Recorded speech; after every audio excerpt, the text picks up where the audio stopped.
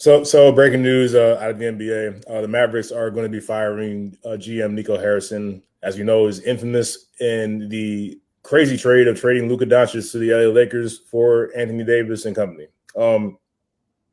We kind of saw this coming if you were paying attention to the story. Mark Cuban, who was the former owner of the Dallas Mavericks, has been on record multiple times saying that had he still been in charge of the Mavericks, he would have never made that trade with Luka Doncic, just because of the impact that he's already had on Dallas in the superstardom. But the new ownership came in and they didn't want to pay Luka Doncic those max dollars because there was all this stuff about how he doesn't stay in shape, how he doesn't take, the conditioning aspect of the game seriously enough, and they didn't want to invest in him. That was the story. As for justification for trading away a player of his caliber, and you look at how this trade is shaped up so far, it's bad. Let's just call it what it is. It's really bad. Anthony Davis, for as great as a player as he's always been, he cannot stay on the court. He hasn't been available. I'm not killing him for it. I mean, injuries happen, and sometimes guys have bad luck with it, but let's just call it what it is. He has not been available. Kyrie Irving is injured right now.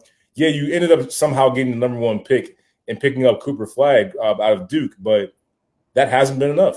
The Dallas Mavericks are off to a horrific start. Klay Thompson does not look like Klay Thompson. He looks like a guy that's about as ready to retire today, quite frankly. So that hasn't worked out. Your team got older, more fragile, and injury prone, and you trade away your megastar in Luka Doncic to the Lakers, who right now are 8-3 and they're flying pretty high right now, even without LeBron James being on the court. So all that put together with people wondering about the genuine well-being of Nico Harrison at times because of all the death threats he's received, of all, Dallas fans threatening to, come and find him. If I'm being quite honest with you, they wanted to do physical harm to Nico Harrison for trading away Luka. That's how bad Dallas took that trade.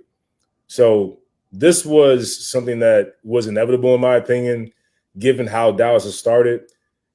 Now, is there a world where the Dallas Mavericks can turn this around and still be a threat in the Western Conference? Absolutely. If Anthony Davis comes back healthy, Kyrie Irving comes back healthy, Klay Thompson starts looking like Klay Thompson unless they trade him, this is actually a team when whole, a really good team that can challenge the likes of an OKC or Houston or an LA Lakers in the Western Conference playoffs. But it doesn't look great right now. And this was a move that was pressured. Let's call that what it is. It was a lot of pressure from the fans because they wanted Nico out the moment that this trade happened, but they stuck with him as long as they could. But in the end, the pressure was too much for the Mavericks ownership, and they felt like they had to do what was the best thing to calm Dallas fans for the moment. But the truth of the matter is, it doesn't matter. Firing Nico Harrison doesn't bring back Luka Doncic. It doesn't erase the mistake that they've owned up to recently. The owner recently came out and said that he admitted to trading Luka Doncic being a mistake.